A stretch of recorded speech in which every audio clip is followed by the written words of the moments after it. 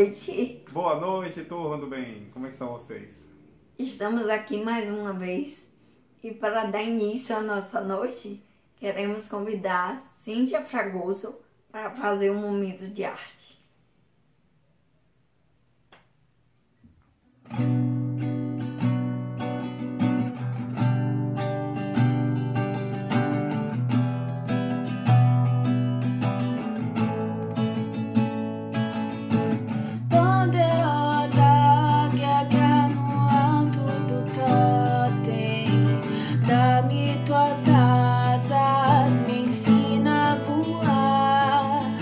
Cruzar os horizontes, vencer montes e mares, com a luz do saber, pela virtude de amar.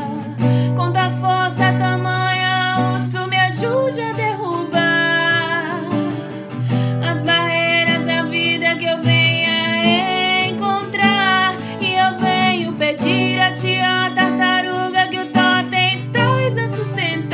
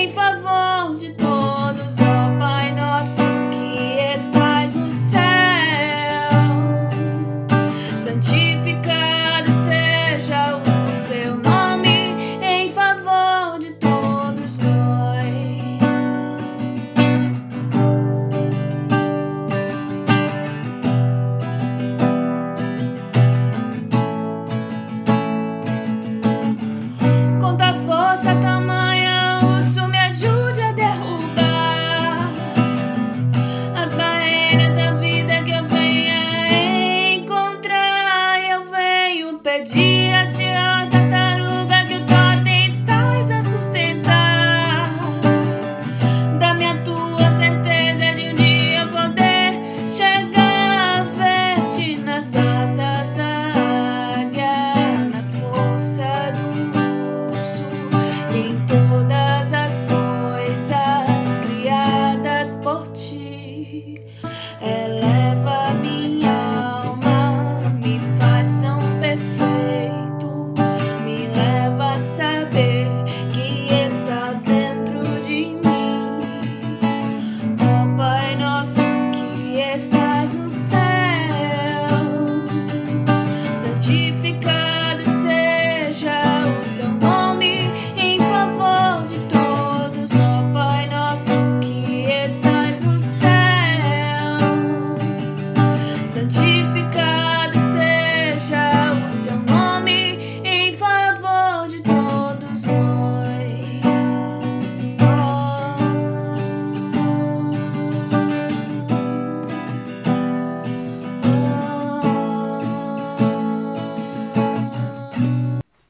Gratidão, Cíntia, mais uma vez, por abrilhantar esta noite e encantar os nossos corações.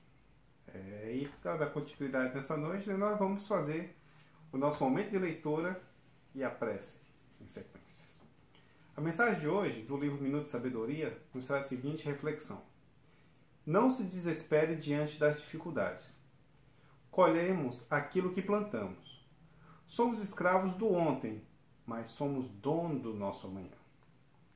Se construiu um presente doloroso, fique alerta, para construir um futuro alegre, saudável, no qual possamos colher os frutos do amor e da felicidade sem limites. Faça o bem de todas as formas, para preparar um futuro melhor. Que maravilha!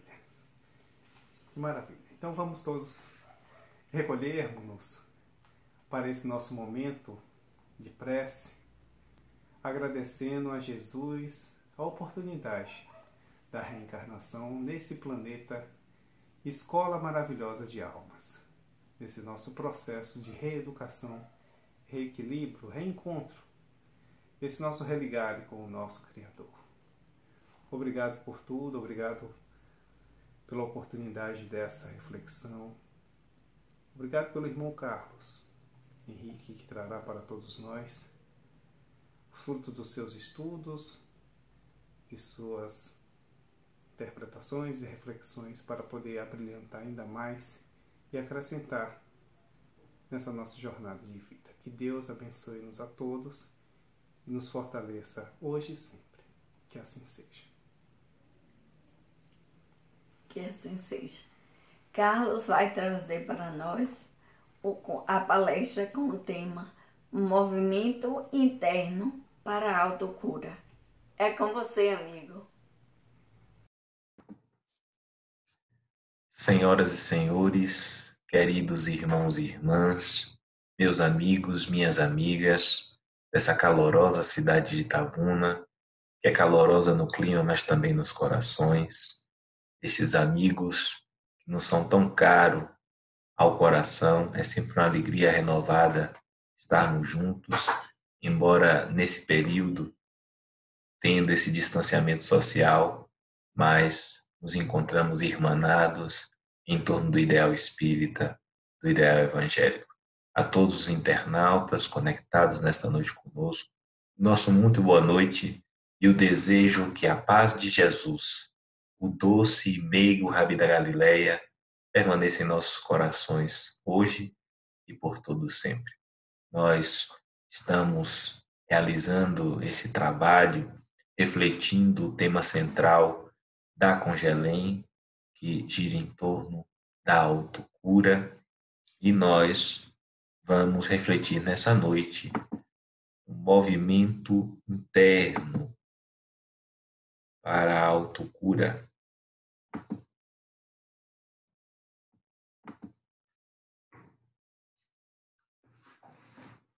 Esse foi, então, o tema que nos foi passado e nós vamos refletir nessa noite. O movimento interno para a autocura. Nós vamos iniciar com uma definição de origem etimológica no latim e que significa literalmente cuidar. Então, tem esse sentido, a origem da palavra de cuidar da doença ou cuidar do doente, cuidar da saúde para que ela não se deteriore ou para que o doente não piore. Depois passou a significar sarar, cuidar para não nos afastarmos das leis divinas, cuidar para nos aliarmos a essas leis. E aqui nós já trazemos um significado espírita para esse sentido do cuidado, né? De curar, esse sentido de cuidar para que nós não nos afastemos das leis divinas, pois vamos aprender com a doutrina espírita que toda vez que nós nos afastamos das leis de Deus, nós criamos escolho diante do nosso próprio destino, do nosso próprio caminho. E toda vez que nos alinhamos com as leis divinas, nós temos uma vida harmônica, como vai dizer Jesus, eu e o Pai somos um. Essa frase do mestre que a teologia, durante alguns séculos, afirmou ser a fala de Jesus, uma afirmativa de que ele seria Deus, mas que a doutrina espírita nos esclarece que quando Jesus diz eu e o Pai somos um, é porque os seus pensamentos, os seus sentimentos e as suas ações estavam inteiramente harmonizados com a vontade de Deus, com as suas leis soberanas. E vale lembrar que a doutrina espírita nos revela quais são essas leis que regem a vida do espírito na terceira parte do Livro dos Espíritos, das leis morais.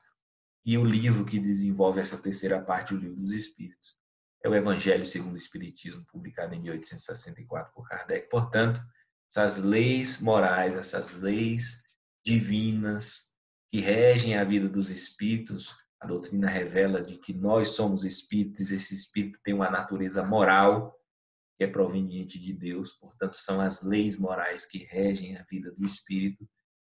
O maior exemplo de vivência moral para todos nós, de vivência das leis divinas, de prática nos pensamentos e sentimentos, é Jesus, conforme a resposta dada pelos Espíritos a Allan Kardec, quando ele questiona qual o tipo mais perfeito que Deus tem oferecido ao homem para lhe servir de guia e modelo.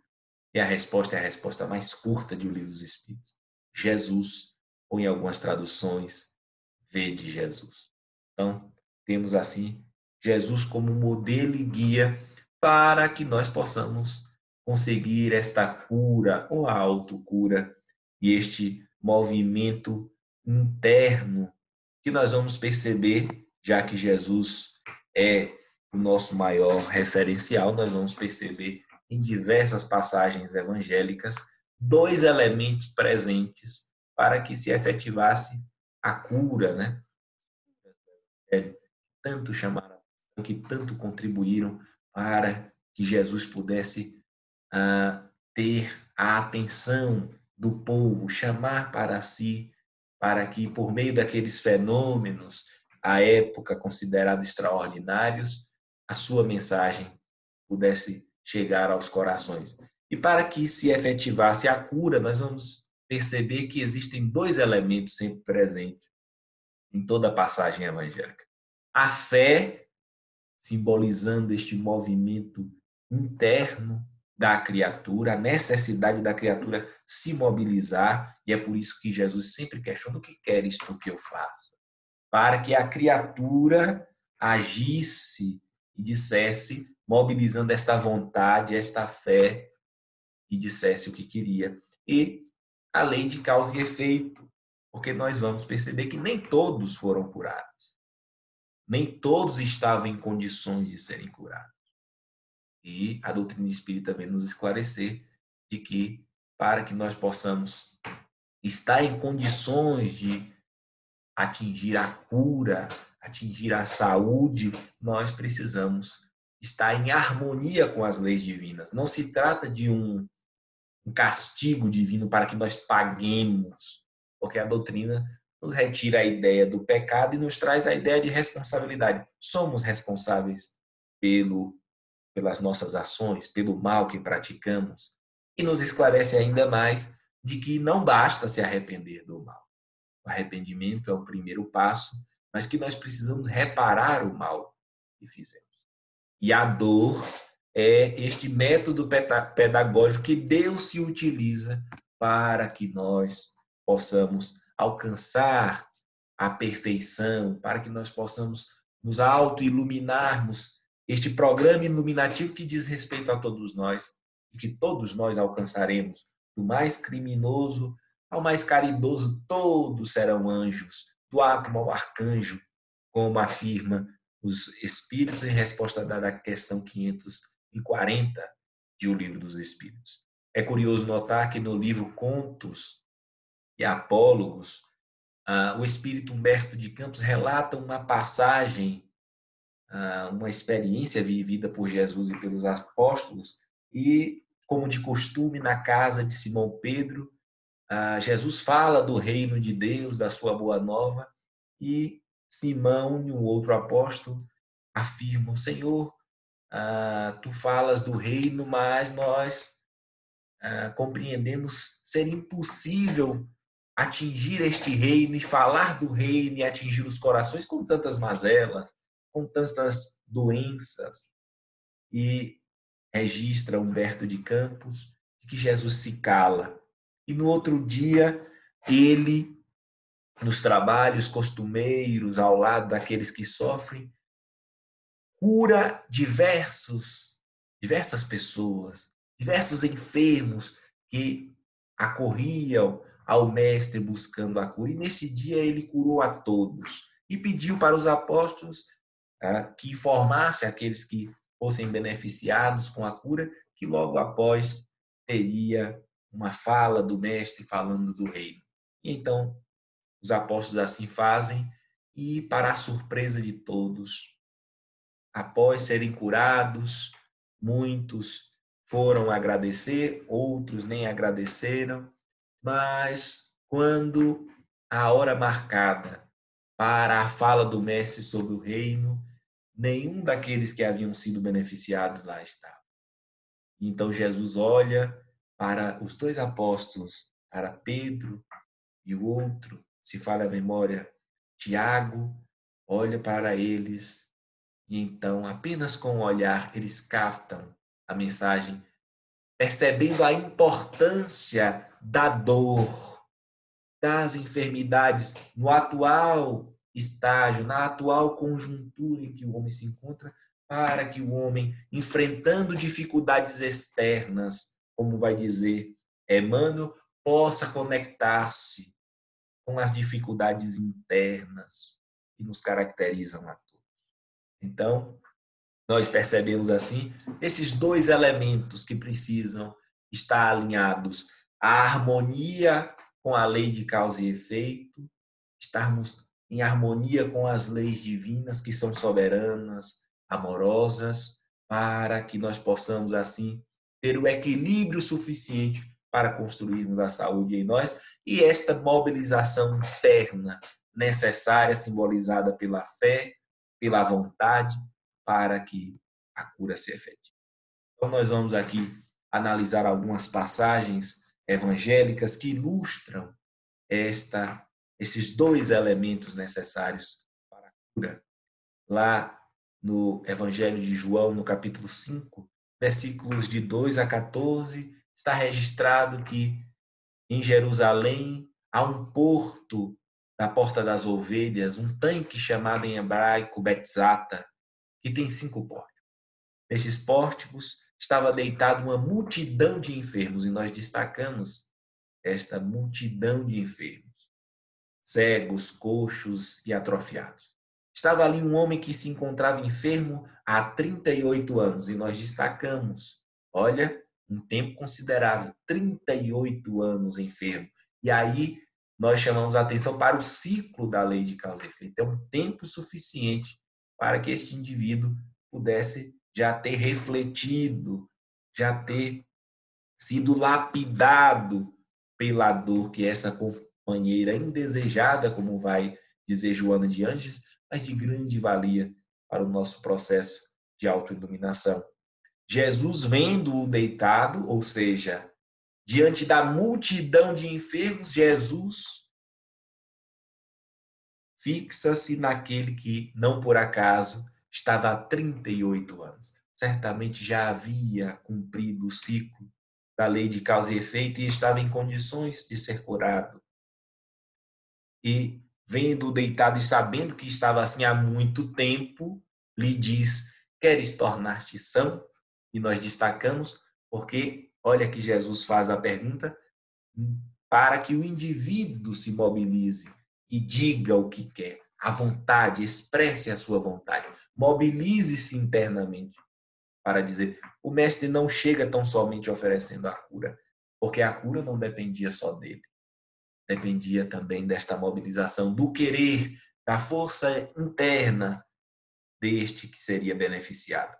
Respondeu-lhe o enfermo: Senhor, não tem uma pessoa que me jogue no tanque quando a água for agitada. Enquanto estou indo, outro desce antes de mim.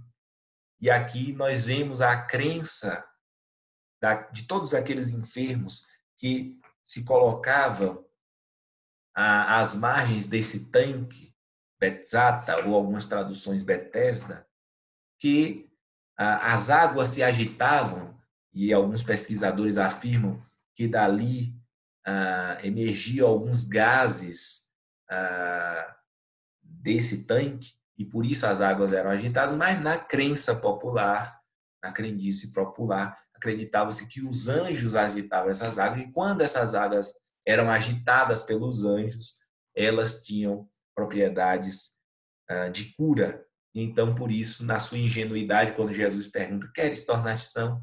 Ele diz que não tem ninguém que o leve no tanque, porque enquanto ele está indo, logicamente com dificuldade, outro desce antes dele. E Jesus então lhe diz: levanta-te, toma o teu catre e anda. O homem logo ficou são, tomou o seu catre e andava. Jesus lhe disse, eis que tornaste são, não mais peques, para que não te suceda algo pior. E aqui o Cristo deixa claro esta ligação das dores, das enfermidades que nos acometem, com uma ligação muito íntima com as nossas atitudes, e aqui no sentido do pecado, no sentido do erro, das escolhas mal feitas, das paixões, dos instintos que predominam em nós, e simbolizam o pecado. E Jesus diz, não mais se equivoques, para que não te suceda algo pior. Então nós vemos os dois elementos presentes, quando Jesus pergunta, queres tornar-te são? E os 38 anos de sofrimento, e o Cristo afirmando no final, não mais se equivoques, ou seja, não mais se afaste das leis divinas, e aqui pecado está simbolizado por isso. O erro é o afastamento da lei divina, que pode ser resumida na lei de justiça, amor e caridade. Toda vez que nossas atitudes, nossas ações, nossos pensamentos estão distanciados da lei de justiça, amor e caridade, nós acabamos nos comprometendo perante essas leis soberanas de Deus. Uma outra passagem é a cura da mulher com fluxo de sangue. E aí existe um simbolismo muito grande. Está registrado lá em Lucas, no capítulo 8, versículo 48. Eis que veio um varão de nome Jairo, e aqui primeiro ele fala da cura da filha de Jairo, era chefe da sinagoga, e prosternando-se junto aos pés de Jesus, convidava-o a entrar em sua casa, porque tinha uma filha única, com cerca de 12 anos, e ela estava morrendo. E nós estamos destacando 12 anos aqui, porque a mulher com fluxo de sangue também estava há 12 anos com essa enfermidade. E o número 12 tinha um simbolismo na cultura hebraica, simbolizava um ciclo. Então, nós chamamos a atenção para a presença dos 12 anos da filha de Jairo e também dos 12 anos de sofrimento da mulher hemorroíça, para simbolizar esse ciclo, o fechamento de um ciclo, fazendo uma ligação assim com a lei de causa e efeito, estando em condições de serem curadas. E uma mulher que estava com um fluxo de sangue, com cerca de 12 anos, que estava morrendo. Ao sair, as turbas o sufocavam. E uma mulher que estava com um fluxo de sangue por 12 anos, a qual não pôde ser curada por ninguém, aproximando-se por trás, tocou na orla da sua veste e logo estancou seu fluxo de sangue. Disse Jesus, quem tocou em mim?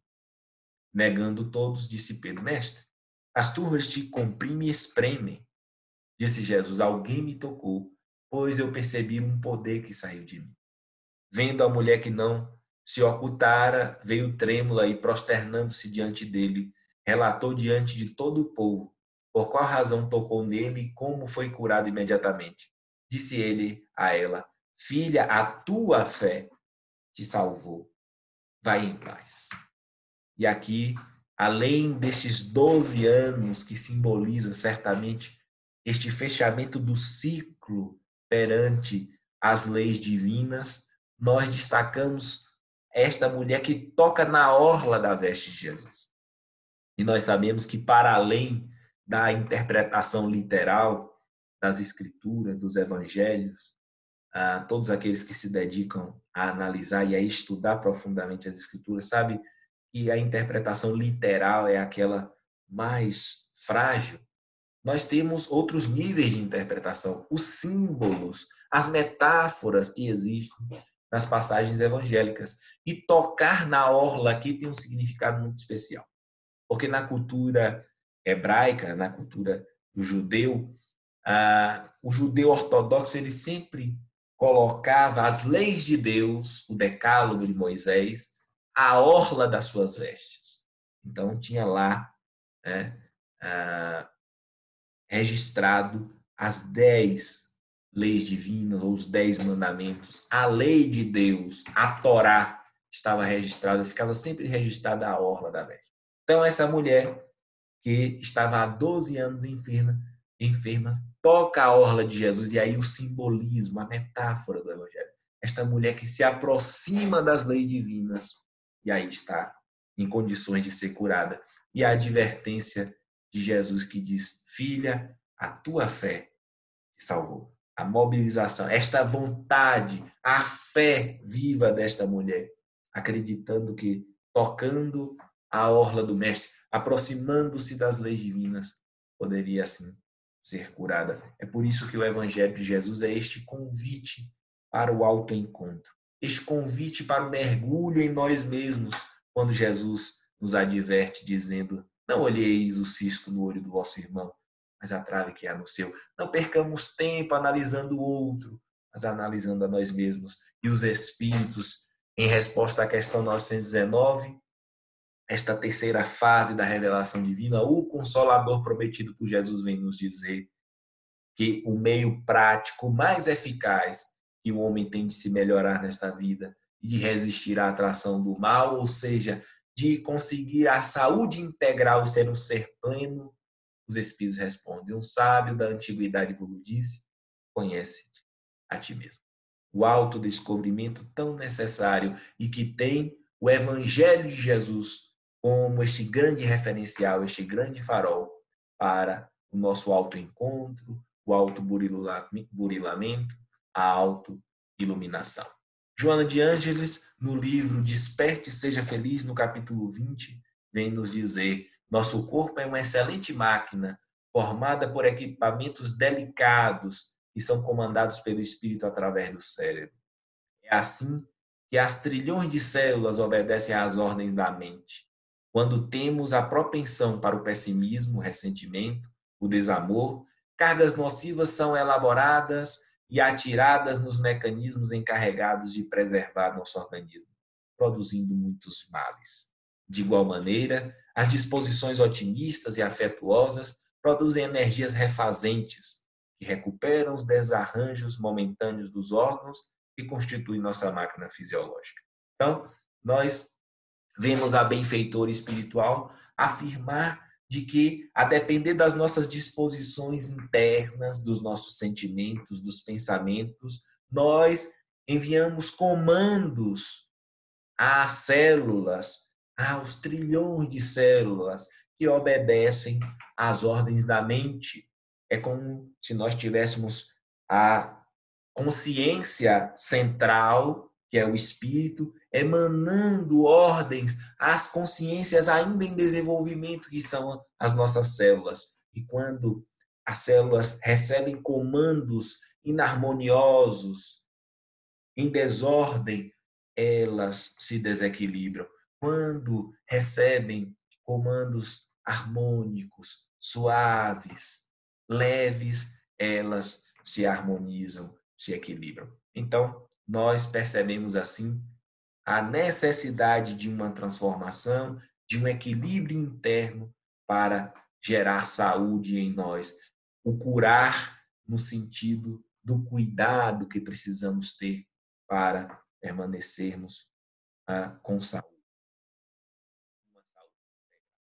A Associação Médico Espírita, e aqui uma análise do Dr. Andrei Moreira, no livro Cura e Autocura, vem nos dizer que uma abordagem que vem crescendo entre os profissionais da área médica, naturalmente, é a autocura.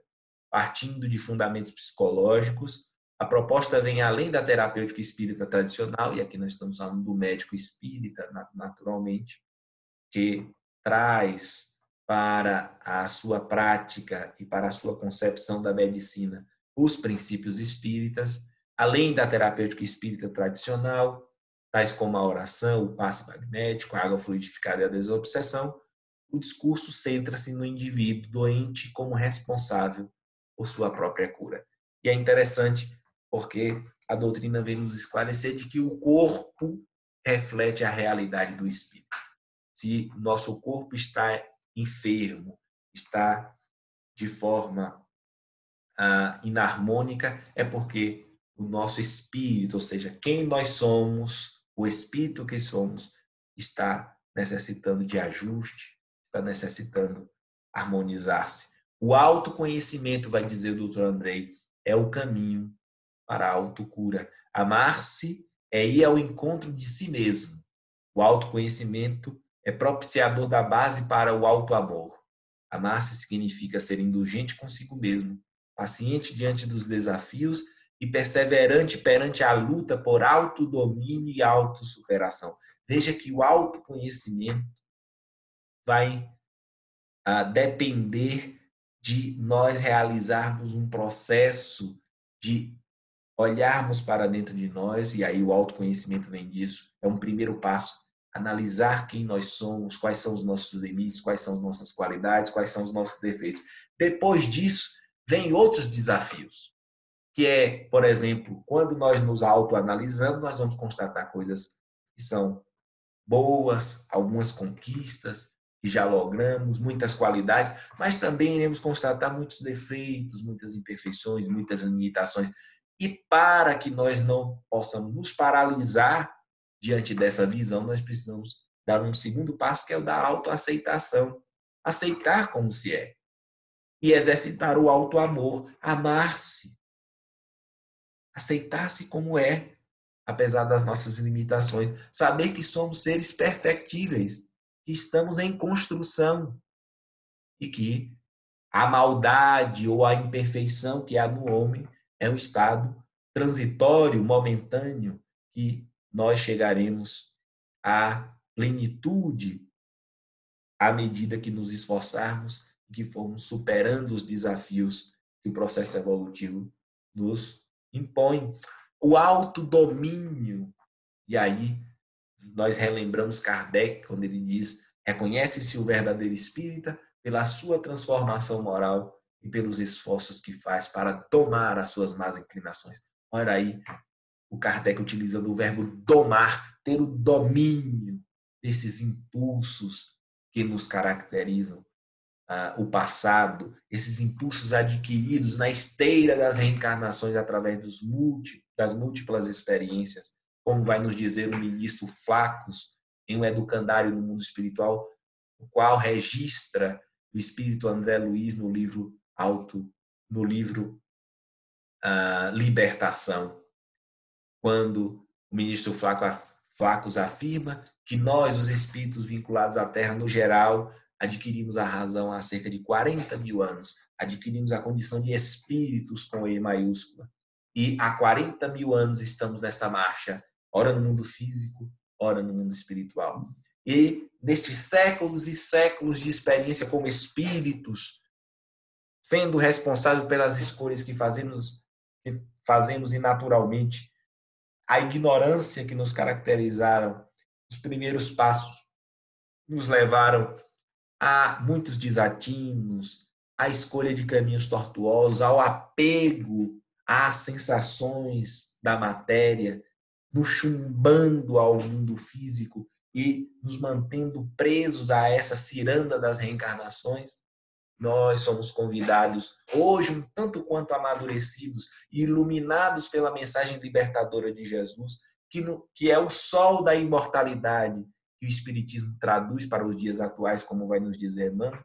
Nós somos convidados a este autodomínio, domar as nossas más inclinações, canalizarmos esses impulsos que nós adquirimos e construímos através dos hábitos, que através de séculos são repetidos, através da iluminação e do referencial, que são os ideais evangélicos, os postulados de Jesus do amor, da fraternidade, da tolerância, da compreensão do outro, ser este norte para nós canalizarmos esses impulsos, colocando-os a serviço do bem e do amor. E a autossuperação, aprendermos de que esta luta não é uma luta externa. Quantos de nós, mesmo pertencendo às fileiras desta doutrina tão esclarecedora, ainda nos encontramos presos às lutas externas, elegendo inimigos externos, governos, o Estado,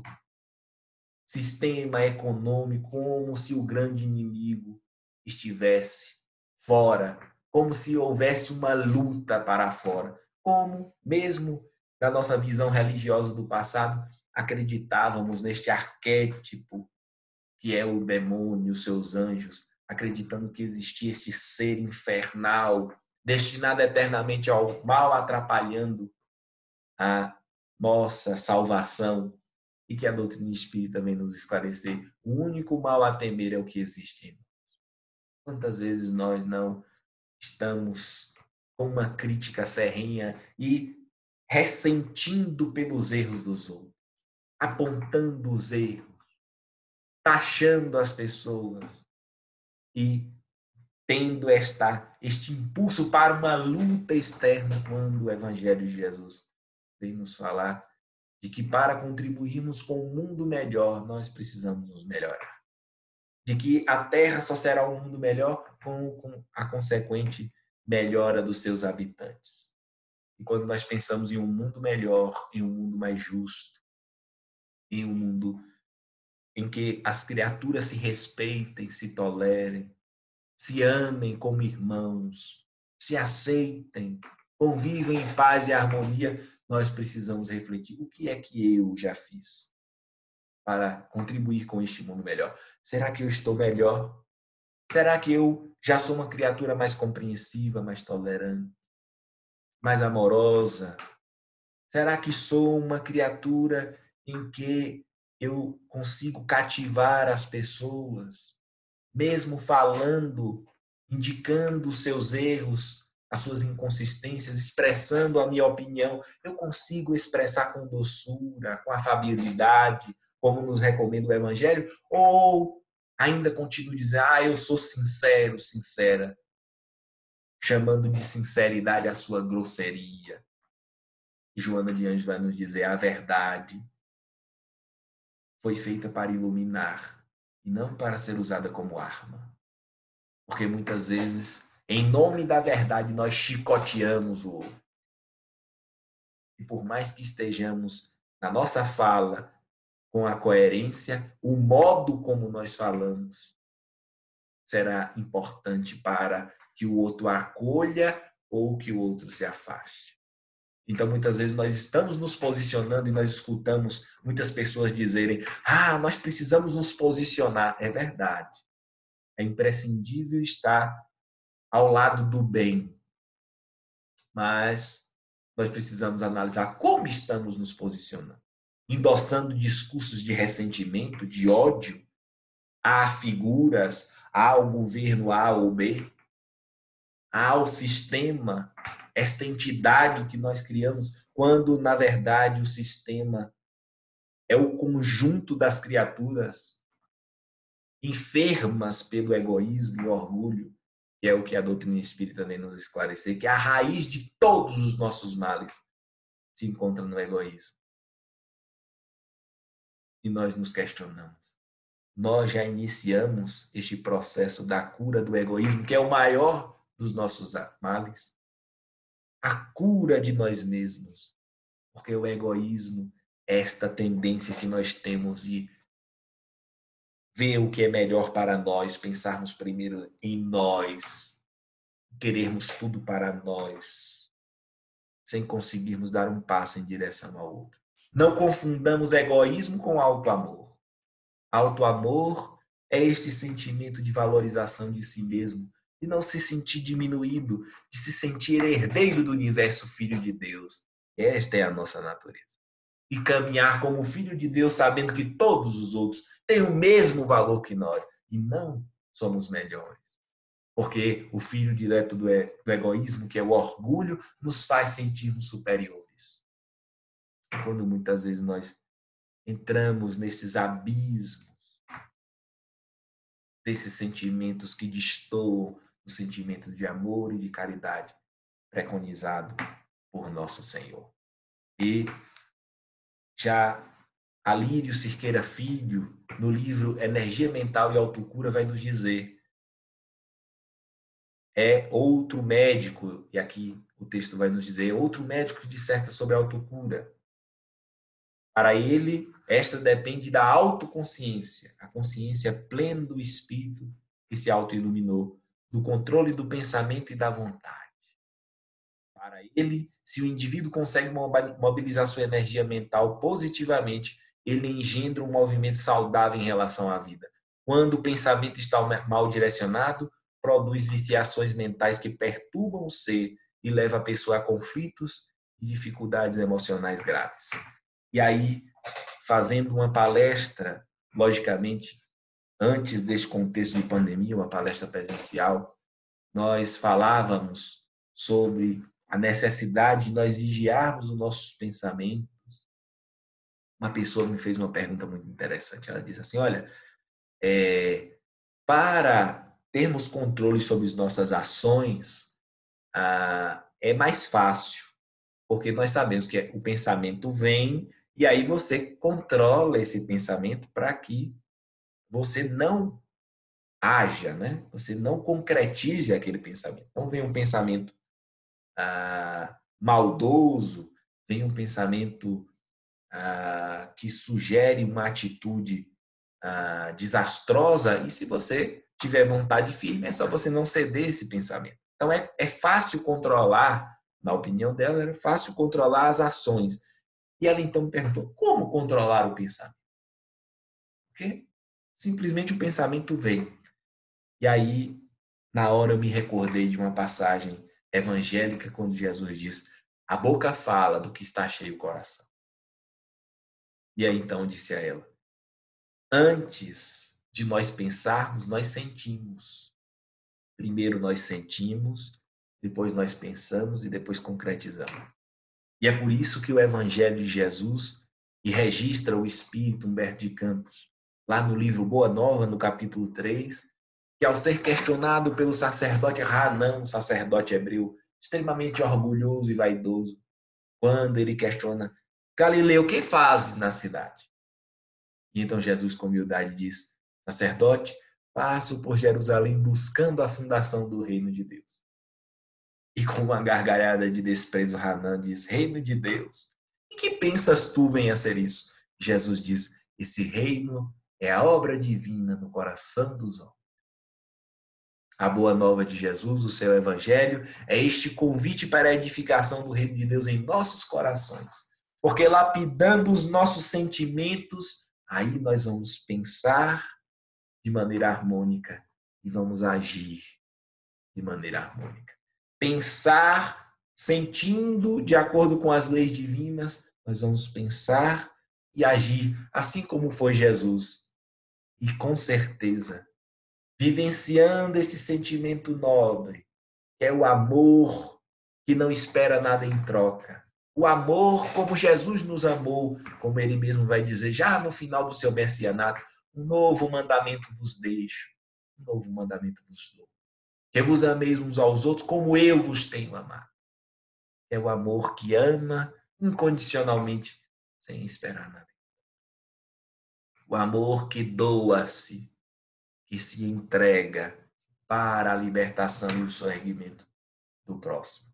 Eis aí o nosso desafio, lapidar os nossos sentimentos, para pensarmos e agirmos com equilíbrio, para que um dia possamos falar à semelhança do apóstolo Paulo, já não sou eu quem vivo, mas o Cristo que vive em mim, que significa, já não sou eu quem vivo, o homem velho, mas as leis divinas e a vontade de Deus que impera em minha consciência esclarecida.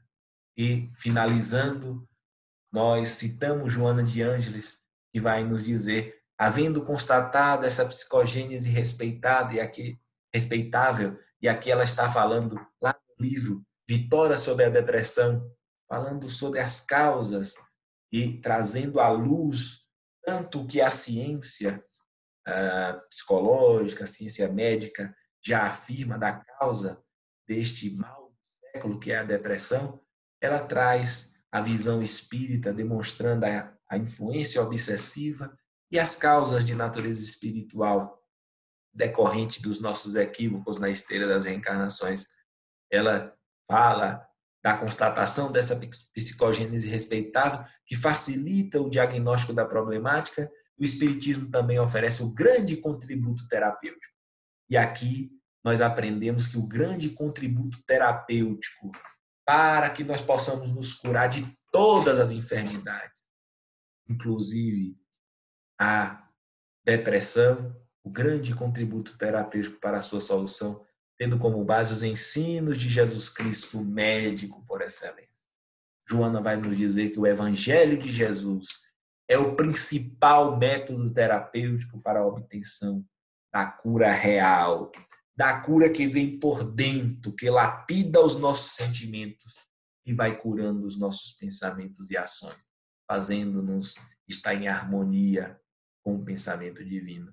E aqui ela conclui falando desta mobilização interna, desta conquista interna para que nós possamos ter um bem-estar duradouro. Ela diz a caridade, que é o amor em ação. É este sentimento que vem de dentro e que se expressa, finalizando através das ações. O amor que gera no íntimo dos nossos corações e que se concretiza em ações de soerguimento do próximo, de compreensão, de dignidade.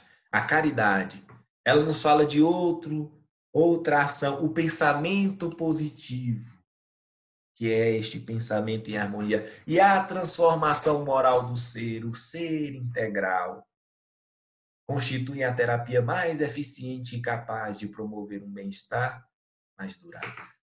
Então, meus amigos e minhas amigas, assim nós concluímos as nossas reflexões, esperando em Cristo Jesus que elas possam contribuir para que nós nos sintamos motivados para empreendermos esforços para fazer a parte que nos cabe na construção de um mundo melhor, para construirmos em nós a cura tão necessária para que sejamos seres mais plenos, mais próximos da vivência evangélica que Jesus nos deixou, os seus ensinos e os seus exemplos. Que Deus nos abençoe. Muito obrigado pela oportunidade. Um forte abraço e até a próxima. Muita paz a todos.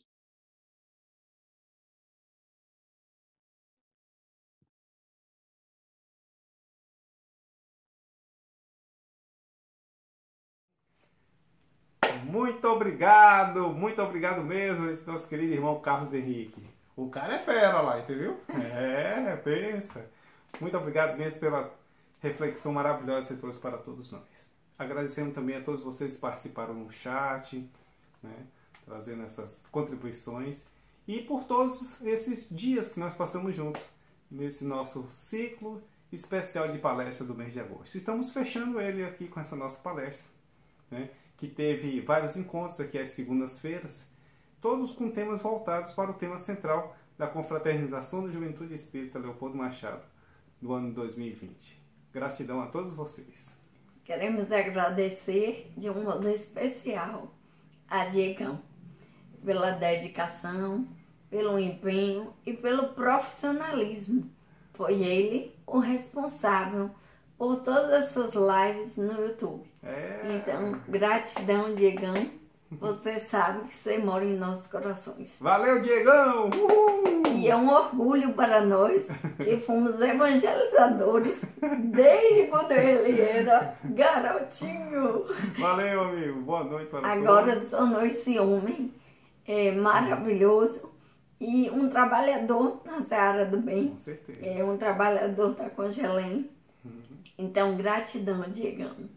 E para fechar nossa noite, nós queremos convidar os amigos lá de Ilhéus para fazer a nossa prece musical, gerando sempre a força do bem.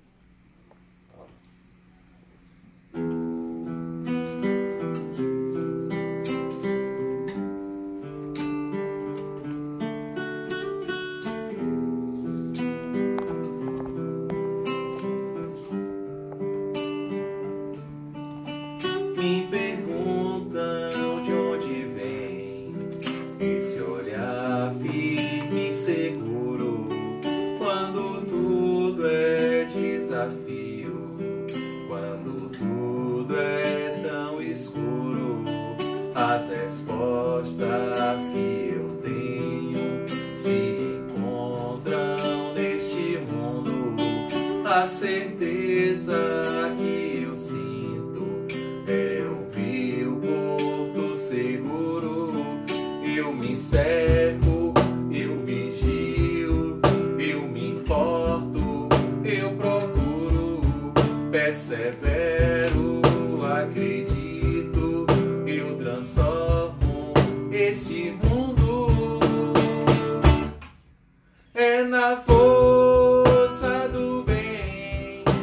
me apego e caminho no poder que mantém meu coração protegido, e não há nada a temer, pois a força do bem é o maior poder. Me perguntam de onde vem esse olhar firme e seguro, quando tudo é desafio, quando tudo é tão escuro. As respostas que eu tenho se encontram neste mundo. A certeza que eu sinto é o meu porto seguro. Eu me cerco, eu vigio, eu me importo, eu procuro perseverar.